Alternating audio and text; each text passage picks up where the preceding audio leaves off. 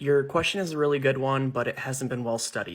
This review is looking at stillbirths and late miscarriages following COVID infections. Review articles were collected and analyzed between December 2019 and April 2022, with stillbirths or late miscarriages being defined as between 14 and 22 weeks of gestation, before or after the onset of labor.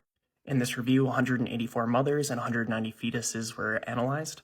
Approximately 78% of fetal demise cases occurred between the second and third trimesters of pregnancy, and this was about 6 to 13 days after the diagnosis of SARS-CoV-2 infection or after the onset of COVID symptoms. 88% of the placentas were either positive for COVID or they had SARS-CoV-2 placentitis, which has massive fibrin deposits and two other conditions that we reviewed in another article, with 11 fetuses having confirmed in utero vertical transmission where the mother gave the fetus COVID, and then 114 have possible in utero transmission from the mother to the fetus.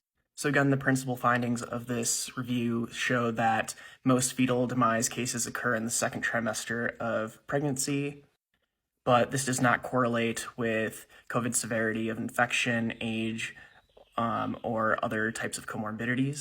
Fetal demise cases typically occurred a few days after the confirmation of COVID infection or the onset of symptoms, up to about 14 days. And the majority of placental tissues were positive for COVID, with about 65% of cases having confirmed or possible fetal infection with COVID.